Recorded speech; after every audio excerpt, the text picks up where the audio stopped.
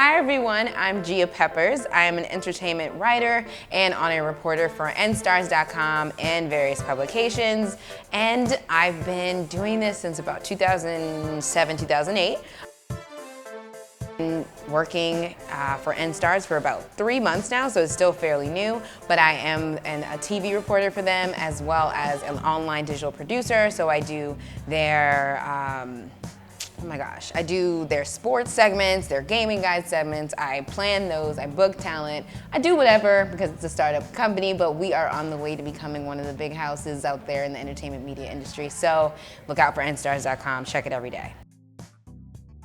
I'm fairly young, 23 years old, and life is not easy after college. People do not lie to you. When everyone tells you that you have, it's really up to you after you graduate, like they literally just let you go like a baby bird and you either fly or fall, it's exactly how it is. And Sallie Mae is not nice, as you all might know already.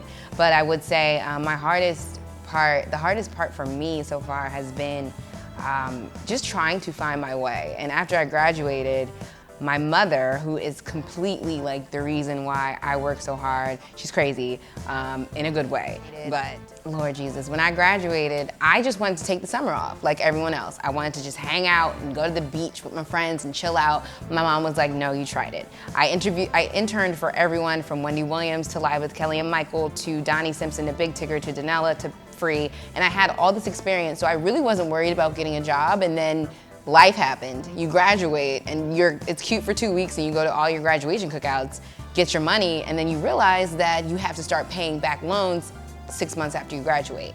So I started to apply for jobs, didn't hear anything. Wendy didn't want me. Live with Kelly doesn't hire assistant producers. So I was just like really depressed for a while. And my mom saw that and was like, yeah, this ain't that. You're not about to spend your days on the couch in Maryland. So she dragged me to Brooklyn with my 83-year-old aunt, and she made me look for a job up here in New York because she knew that ultimately I wanted to be up here. And my aunt, mind you, this is July, the hottest time of the summer.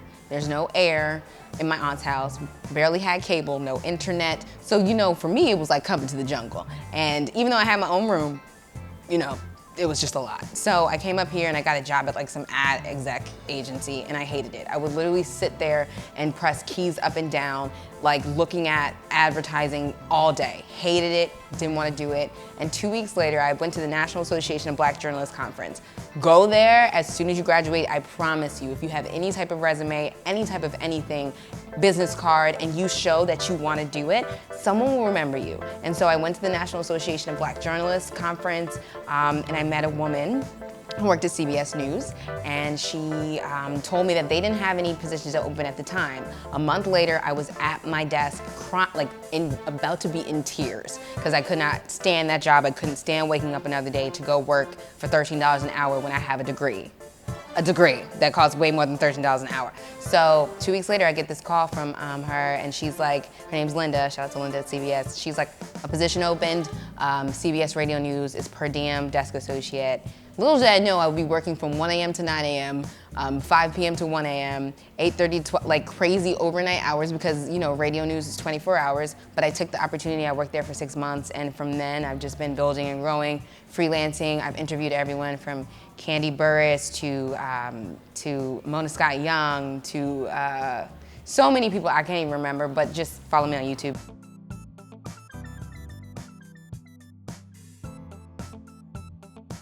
If it's a good week, I'll have been reporting or covering an event that keeps me up, so I'm pretty tired, but I'll wake up eventually, turn on Good Morning America. First though, I always say a prayer, just thank God that you're here and that you're waking up.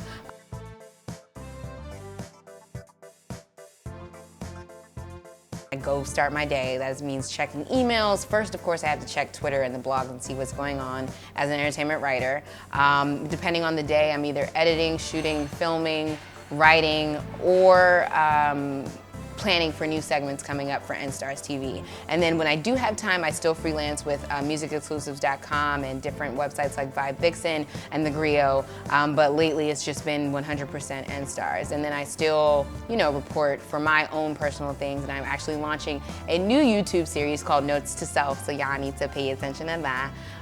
And yeah, so it's just always working. And that's just how it goes.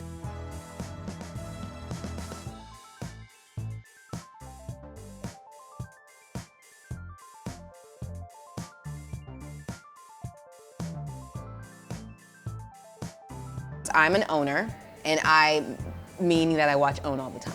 And I live for Super Soul Sundays. Oprah's, if you haven't watched a life class or anything, I suggest that you do. It's one of the most empowering things I've ever watched in my life. But one of the biggest classes she had was the life class with Joel Osteen, and he had the words, "The power of I am." I took so many notes. You would have thought I was rewriting the book that he wrote, but basically, whatever you put behind I am is what you're going to be, is the energy that you're giving. And I really that stuck with me forever. And now, even when I'm tired, I'm like, I'm not tired. I am fine. Hi, I'm Jennifer Hastrup, and I'm the social media manager here at nstars.com. I've known Gia for about a month now, and I can say that she is just a ball of fun. I look forward to coming to work to see Gia so that we can catch up on our reality TV scoops, find out what's been going on in the news. It's just been a crazy journey. So I would just say, don't give up, because I literally have been at those nights where you really just don't eat anything. You don't have any money, you don't eat. I get it. I've been there. I'm still there. There's no way to put it. It's hard. If you want to do something, it's gonna take everything you've got. But if you give it everything you've got, someday something's gonna come back to you. And slowly but surely, I'm getting those things coming back. So I would just say to keep going, man. Even though I hated coming up here to Brooklyn, still don't have air. It's a beautiful, beautiful, crazy life, but it's worth it.